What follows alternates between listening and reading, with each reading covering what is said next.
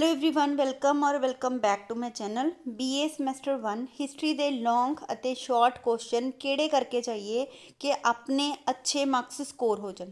Last year ਵੀ ਮੈਨੇ 14 question 13-14 ਦਿੱਤੇ ਸੀ ਜਿਨ੍ਹਾਂ ਦੇ ਵਿੱਚੋਂ 95% ਸਿਲੇਬਸ ਮੇਰੇ ਹੀ ਦਿੱਤੇ ਕੁਐਸਚਨ ਦੇ ਵਿੱਚੋਂ ਪੁੱਟ ਆਨ ਹੋਇਆ ਸੀ।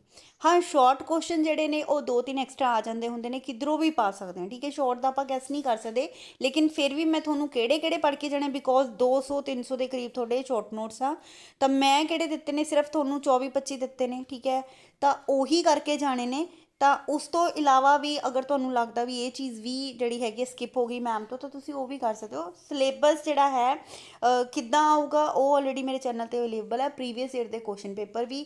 ਇਸ ਤੋਂ ਇਲਾਵਾ ਟੀਚਿੰਗ ਵੀਡੀਓਜ਼ ਵੀ ਆਲਰੇਡੀ ਜਿਹੜੀਆਂ ਹੈਗੀਆਂ ਮੇਰੇ ਚੈਨਲ ਦੇ ਉੱਤੇ ਨੇ, ਚੈੱਕਆਊਟ ਜ਼ਰੂਰ ਕਰਿਓ। ਲਿੰਕ ਮੈਂ ਡਿਸਕ੍ਰਿਪਸ਼ਨ ਬਾਕਸ 'ਚ ਦੇ ਦੂੰ, ਸਾਰੇ ਦੇ ਸਾਰੇ ਟੌਪਿਕਸ ਕਰਵਾਏ ਹੋਏ ਆ। ਸੋ ਫਸਟ ਜਿਹੜਾ ਕੁਐਸਚਨ ਹੈ, explain geographical features of ancient Indian history and also its impact. ਤਾਂ ਪ੍ਰਾਚੀਨ ਭਾਰਤੀ ਇਤਿਹਾਸ ਦੇ ਭੂਗੋਲਿਕ ਵਿਸ਼ੇਸ਼ਤਾਵਾਂ ਅਤੇ ਇਸ ਦੇ ਪ੍ਰਭਾਵ। ਐਵਰਗ੍ਰੀਨ ਕੁਐਸਚਨ ਹੈ, ਬਹੁਤ ਇੰਪੋਰਟੈਂਟ ਕੁਐਸਚਨ ਹੈ। ਅਤੇ ਨਾਲ ਹੀ ਕਿੰਨੇ ਸ਼ੀਟਸ ਦੇ ਉੱਤੇ ਅਟੈਂਪਟ ਕਰਨਾ ਲੌਂਗ ਕੁਐਸਚਨ? 4 ਜਾਂ 5 ਸ਼ੀਟਾਂ ਦੇ ਉੱਤੇ, ਇਸ ਤੋਂ ਜ਼ਿਆਦਾ ਨਹੀਂ ਕਰਨਾ ਬਿਕੋਜ਼ ਉਹ ਲੈਂਥ ਕਦੇ ਨਹੀਂ ਦੇਖਦੇ, ਕੁਆਲਿਟੀ ਅਤੇ ਕੁਆਂਟਿਟੀ ਦੋਨੋਂ ਦੇਖਦੇ ਆ। ਕਹਿਣ ਦਾ ਮਤਲਬ 4-5 ਸ਼ੀਟਸ ਦੇ ਉੱਤੇ ਲੌਂਗ ਅਟੈਂਪਟ ਕੀਤਾ, 6 'ਚ ਕੀਤਾ ਤਾਂ ਐਨਫ ਹੈ। ਇੱਦਾਂ ਨਹੀਂ ਹੈ ਕਿ ਤੁਸੀਂ 8-8 10-10 ਪੇਜ ਇੱਕ ਲੌਂਗ ਦਾ ਅਟੈਂਪਟ ਕਰਿਓ, ਪਿਛਲਾ ਤੁਹਾਡਾ ਕੁਐਸਚਨ ਪੇਪਰ ਜਿਹੜਾ ਹੈ ਆਨਸਰ ਜਿਹੜੇ ਨੇ ਉਹ ਛੁੱਟ ਜਾਣੇ ਹੈ, ਅਤੇ 1-2 ਕੁਐਸਚਨ ਹੀ ਤੁਹਾਡੇ ਲੌਂਗ ਅਟੈਂਪਟ ਹੋਣੇ ਨੇ, ਠੀਕ ਹੈ। ਹਾਫ ਐਨ ਆਵਰ ਮਤਲਬ ਅੱਧਾ ਘੰਟਾ ਇੱਕ ਲੌਂਗ ਕੁਐਸਚਨ 'ਤੇ ਤੁਸੀਂ ਡਿਵੋਟ ਕਰਨਾ ਹੈ। 4-5 ਸ਼ੀਟਸ ਦੇ ਉੱਤੇ ਇੱਕ ਲੌਂਗ ਅਟੈਂਪਟ ਕਰਨਾ ਹੈ। ਅਗਰ ਤੁਹਾਨੂੰ ਲੱਗੇ ਕਿ 4 ਸ਼ੀਟਸ ਹੋ ਗਈਆਂ, ਹਾਲੇ ਵੀ ਕੁਐਸਚਨ ਚੱਲ ਰਿਹਾ, ਤਾਂ ਜਲਦੀ ਉਸਨੂੰ ਵਾਈਂਡ ਅਪ ਕਰ ਦਿਓ, ਠੀਕ ਹੈ। ਅਤੇ ਨਾਲ ਇੱਕ ਹੋਰ ਚੀਜ਼ ਹੈ ਕਿ ਤੁਸੀਂ ਚੈਨਲ ਨੂੰ ਸ਼ੇਅਰ ਜ਼ਰੂਰ ਕਰਿਓ ਤਾਂ ਕਿ ਕੋਈ ਵੀ ਨੀਡੀ ਪਰਸਨ ਹੈ ਉਸ ਤੱਕ ਮੇਰੀ ਵੀਡੀਓ ਪਹੁੰਚਦੀ ਹੋਵੇ। ਅਤੇ ਨਾਲ ਹੀ ਇੱਕ ਹੋਰ ਚੀਜ਼ ਹੈ ਕਿ BSM 1 ਦੀ ਰੈਗੂਲਰ ਡਿਸਟੈਂਸ ਵਾਲਿਆਂ ਦੀ, ਪ੍ਰਾਈਵੇਟ ਵਾਲਿਆਂ ਦੀ ਸਭ ਦੀ ਡੇਟ ਸ਼ੀਟ ਜਿਹੜੀ ਹੈ ਕਿ ਚੇਂਜ ਹੋ ਗਈ ਹੈ। ਤਾਂ ਟੈਲੀਗ੍ਰਾਮ ਦੇ ਉੱਤੇ ਮੈਂ ਆਲਰੇਡੀ ਅਪਡੇਟ ਕਰ ਦਿੱਤਾ ਹੈਗਾ, ਕਿਉਂਕਿ ਬਾਰ-ਬਾਰ ਵੀਡੀਓ ਬਣਾਵਾਂਗੇ, ਪਹਿਲਾਂ ਟੀਚਿੰਗ ਵੀਡੀਓਜ਼ ਪਾਉਣੀਆਂ ਜ਼ਰੂਰੀ ਹੈ। ਡੇਟ ਸ਼ੀਟ ਦੀ ਵੀਡੀਓ ਆਲਰੇਡੀ ਪਹਿਲਾਂ ਵੀ ਮੈਂ ਪਾਈ ਹੋਈ ਹੈ, ਲੇਕਿਨ ਹੁਣ ਚੇਂਜ ਹੋ ਗਈ, ਦੁਬਾਰਾ ਨਹੀਂ ਪਾਵਾਂਗੀ। ਤਾਂ ਟੈਲੀਗ੍ਰਾਮ 'ਤੇ ਨੋਟ ਡਾਊਨ ਕਰ ਲਿਓ ਅਤੇ ਨਾਲ ਹੀ ਸ਼ੇਅਰ ਜ਼ਰੂਰ ਕਰਿਓ ਤਾਂ ਕਿ ਕਿਸੇ ਦਾ ਜਿਹੜਾ ਹੈਗਾ ਪੇਪਰ ਰਹਿ ਨਾ ਜਾਵੇ, ਅਤੇ ਚੈਨਲ ਨੂੰ ਵੀ ਸ਼ੇਅਰ ਕਰਿਓ। Sources of ancient Indian history, why the sources are insufficient. ਹੁਣ ਦੇਖੋ ਕਿਹੜੇ ਪ੍ਰਾਚੀਨ ਭਾਰਤ ਦੇ ਸੋਮੇ ਨੇ ਅਧੂਰੇ ਕਿਉਂ ਨੇ, ਕਾਲ ਵੰਡ ਜਿਹੜੀ ਹੈਗੀ ਅਧੂਰੀ ਕਿਉਂ ਜਾਪਦੀ ਹੈ। ਕੋਈ ਵੀ ਮੋਲਡ ਕਰਕੇ ਕੁਐਸਚਨ ਆ ਜਾਏ, ਕੁਐਸਚਨ ਤੁਹਾਡਾ ਇਹੀ ਆਊਗਾ, ਠੀਕ ਹੈ। ਹਮੇਸ਼ਾ ਸੋਮਿਆਂ ਬਾਰੇ, ਸਰੋਤਾਂ ਬਾਰੇ ਕੁਐਸਚਨ ਆਉਂਦਾ ਹੈ। ਜਿਨ੍ਹਾਂ ਨੂੰ ਪੰਜਾਬੀ ਵਿੱਚ ਡਿਫੀਕਲਟ ਲੱਗਦਾ ਕਿ ਵੀ ਇਹ ਚੀਜ਼ ਪਤਾ ਨਹੀਂ ਲੱਗ ਰਹੀ, ਤਾਂ ਇੰਗਲਿਸ਼ ਵਿੱਚ ਜ਼ਰੂਰ ਦੇਖ ਲਿਓ, ਸੋਰਸਿਸ ਲਿਖਿਆ ਹੋਇਆ ਆਏਗਾ। ਫਿਰ ਕੁਐਸਚਨ ਹੈ political, social, religious, economic life of Rigvedic civilisation.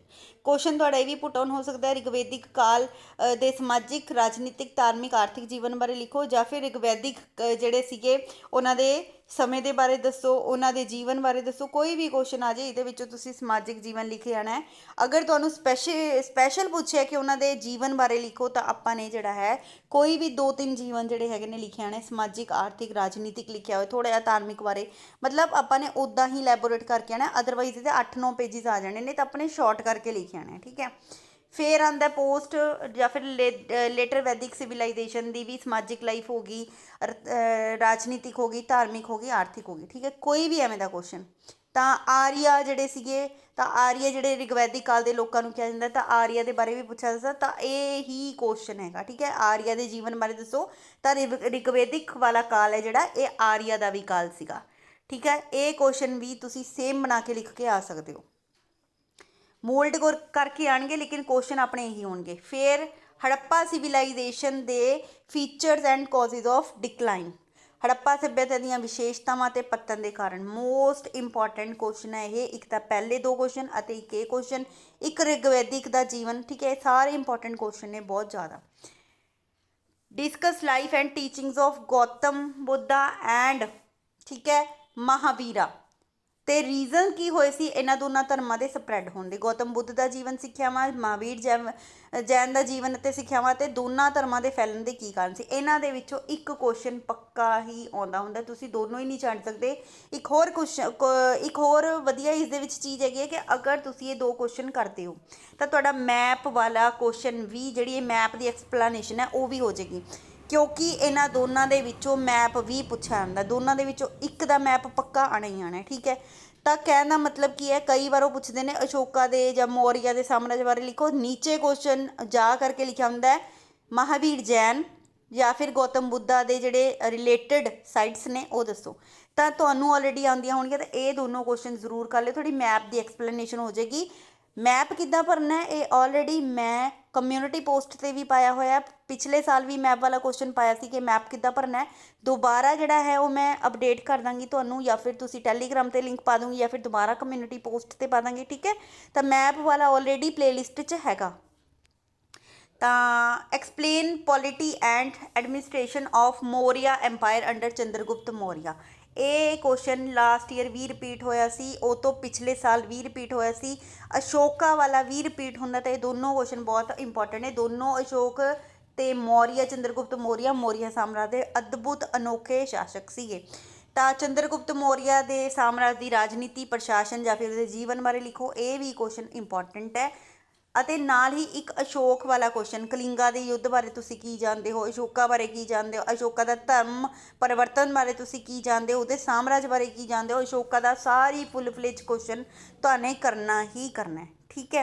ਕਿਉਂਕਿ ਧੰਮ ਦਾ ਸਿਧਾਂਤ ਕਰ ਲੋਗੇ ਤਾਂ ਸ਼ਾਰਟ 'ਚ ਵੀ ਆਉਂਦਾ ਹੀ ਆਉਂਦਾ ਹੁੰਦਾ ਤੇ ਲੌਂਗ 'ਚ ਵੀ ਪੁੱਛ ਲੈਂਦੇ। ਤਾਂ ਇਹ ਇਹਨਾਂ ਦਾ ਕੋਈ ਵੀ ਕੰਸੈਪਟ ਆਪਣੇ ਛੱਡਣਾ ਨਹੀਂ ਹੈ। ਸ਼ਾਸਕ ਜਿਹੜਾ ਅਸ਼ੋਕ ਹੋਇਆ, ਉਹਦਾ ਸਾਮਰਾਜ ਦੇ ਵਿੱਚ ਆਪਾਂ ਨੇ ਉਹਦੀਆਂ ਜਿੱਤਾਂ, ਪ੍ਰਾਪਤੀਆਂ, ਜੀਵਨ ਅਤੇ ਉਹਦਾ ਜਿਹੜੇ ਸਿਧਾਂਤ ਨੇ ਸਭ ਲਿਖਣਾ ਹੈ, ਪਰ ਥੋੜ੍ਹਾ ਥੋੜ੍ਹਾ। ਹੁਣ ਤੁਸੀਂ ਇਹ ਦੇਖੋ ਕਿ ਸਾਮਰਾਜ 'ਚ ਤੁਸੀਂ ਕੀ ਲਿਖ ਕੇ ਆਉਣਾ। ਹਰਸ਼ਵਰਧਨ ਰਾਜਾ ਹੋਇਆ, ਉਸਦਾ ਐਡਮਿਨਿਸਟ੍ਰੇਸ਼ਨ, ਉਹਦਾ ਜੀਵਨ, ਉਹਦੀਆਂ ਪ੍ਰਾਪਤੀਆਂ, ਉਹਦੀਆਂ ਜਿੱਤਾਂ, ਇਹ ਸਾਰਾ ਉਹਦਾ ਪ੍ਰਸ਼ਾਸਨ ਦੇ ਬਾਰੇ ਵੀ ਲਿਖਣਾ ਹੈ। ਅਤੇ ਨਾਲ ਹੀ ਉਸਦੀਆਂ ਜਿੱਤਾਂ ਵੀ ਜਿਹੜੀਆਂ ਨੇ ਇੰਪੋਰਟੈਂਟ ਹੈ। ਅਗਰ ਤੁਸੀਂ ਕੋਈ ਰਾਜਾ ਪੜ੍ਹ ਰਹੇ ਹੋ ਤਾਂ ਉਹਦਾ ਪੂਰਾ ਕੰਸੈਪਟ ਪੜ੍ਹਿਓ। ਫਿਰ ਹੈ ਰਾਜਪੂਤ ਸਾਮਰਾਜ ਕਿੱਥੋਂ ਸ਼ੁਰੂ ਹੋਇਆ ਅਤੇ ਉਸਦਾ ਜਿਹੜਾ ਸੀ ਪ੍ਰਸ਼ਾਸਨ। ਇੱਥੇ ਨਹੀਂ ਹੈ ਕਿ ਕੇਂਦਰੀ ਰਾਜਾ ਸੀ ਇਹ ਨਹੀਂ, ਇਹ ਸਾਰਾ ਪੂਰਾ ਸਾਮਰਾਜ ਦੇ ਬਾਰੇ ਲਿਖਣਾ ਹੈ, ਠੀਕ ਹੈ। ਤਾਂ ਇਹ ਕੁਐਸਚਨ ਬਹੁਤ ਇੰਪੋਰਟੈਂਟ ਹੈ ਕਿ ਰਾਜਪੂਤ ਰਾਜ ਦੀ ਸਾਮਰਾਜ ਦੀ ਸਥਾਪਨਾ ਕਿਸ ਨੇ ਕੀਤੀ ਸੀ, ਕਿਹੜਾ ਇਹਦਾ ਪਹਿਲਾ ਰਾਜਾ ਹੋਇਆ, ਠੀਕ ਹੈ, ਇਹ ਕੁਐਸਚਨ। ਉਸ ਤੋਂ ਬਾਅਦ ਹੈ ਸਮੁੰਦਰ ਗੁਪਤ ਵਾਲਾ ਕੁਐਸਚਨ ਕਿ ਸਮੁੰਦਰ ਗੁਪਤ ਦਾ ਸਾਮਰਾਜ ਤੇ ਪਤਨ ਦੇ ਕਾਰਨ, ਇੰਪੋਰਟੈਂਟ ਕੁਐਸਚਨ ਹੈ। ਜਿਹੜਾ ਗੁਪਤ ਸਾਮਰਾਜ ਹੈ ਕਿੱਥੋਂ ਸਟਾਰਟ ਹੋਇਆ, ਕਿਹੜਾ ਇਸਦਾ ਮਹਾਨ ਸ਼ਕਤੀਸ਼ਾਲੀ ਰਾਜਾ ਸੀ, ਸਮੁੰਦਰ ਗੁਪਤ ਜਿਹੜਾ ਹੈ ਉਸ ਦੇ ਬਾਰੇ ਲਿਖੋ, ਇਹ ਇੰਪੋਰਟੈਂਟ ਕੁਐਸਚਨ ਹੈ।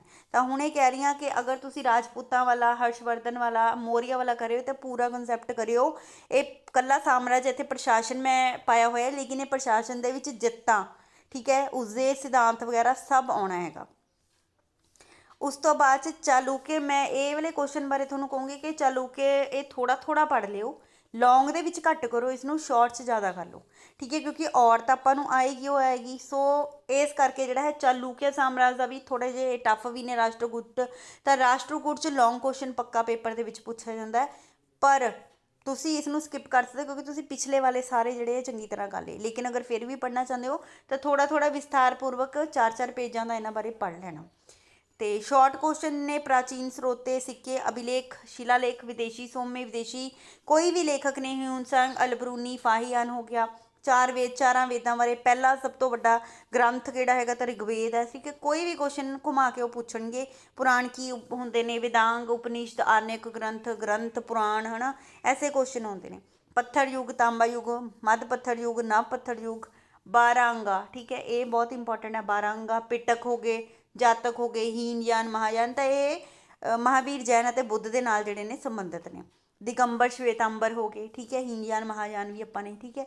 ਸਭਾਵਾਂ ਹੋ ਗਈਆਂ ਜਿਹੜੀਆਂ ਬੋਧੀ ਸਭਾਵਾਂ, ਜੈਨ ਸਭਾਵਾਂ, ਨਿਰਵਾਣ, ਬੋਧੀ ਭਿਕਸ਼ੂ ਹੋ ਗਏ, ਬੋਧੀ ਸਭਾਵਾਂ ਹੋ ਗਈਆਂ, ਸੰਘ ਹੋ ਗਏ, ਭਿਕਸ਼ੂ, ਪਾਰਸ਼ਵਨਾਥ, ਰਿਸ਼ਭਨਾਥ, ਅਰਥ ਸ਼ਾਸਤਰ। ਤੋਂ ਇਹ ਸਾਰੀਆਂ ਚੀਜ਼ਾਂ, ਜਿਹੜਾ ਵੀ ਇੱਕ ਨਾਮ ਆ ਗਿਆ ਸਪੈਸੀਫਿਕ ਕੀ ਟਰਮ, ਠੀਕ ਹੈ, ਕੋਈ ਤੁਹਾਨੂੰ ਲੱਗਦਾ ਵੀ ਇਹ ਇੰਪੋਰਟੈਂਟ ਹੈ ਤਾਂ ਉਹਨੂੰ ਸਰਚ ਕਰਕੇ 2-4 ਲਾਈਨਾਂ ਪੜ੍ਹ ਕੇ ਜਾਇਓ। ਹੜੱਪਾ ਸੱਭਿਅਤਾ ਦੇ ਮੁੱਖ ਨਗਰ ਕਿਹੜੇ ਨੇ, ਨਗਰ ਯੋਜਨਾ, ਗੋਦਾਮ ਘਰ, ਠੀਕ ਹੈ, ਜੀਵਨ ਉਹਨਾਂ ਦਾ ਹੜੱਪਾ ਵਾਲੇ ਲੋਕਾਂ ਦਾ ਕੀ ਸੀ, ਮੋਹਨਜੋਦੜੋ, ਲੋਥਲ, ਕਾਲੀਬੰਗਾ, ਭੀਮ ਬੇਟਕਾ, ਰੁਦਰ ਦੇਵਤਾ, ਠੀਕ ਹੈ, ਜਿੰਨੇ ਵੀ ਦੇਵੀ ਦੇਵਤੇ ਹੋਏ ਨੇ, ਲਿਪੀ ਹੋ ਗਈ ਉਹਦੀ, ਹੜੱਪਾ ਸੱਭਿਅਤਾ ਦੀ ਮੋਹਰਾਂ ਹੋ ਗਈਆਂ। ਸੋ ਇਹ ਕੁਐਸਚਨ ਜਿਹੜੇ ਨੇ ਇੰਪੋਰਟੈਂਟ ਹੈ।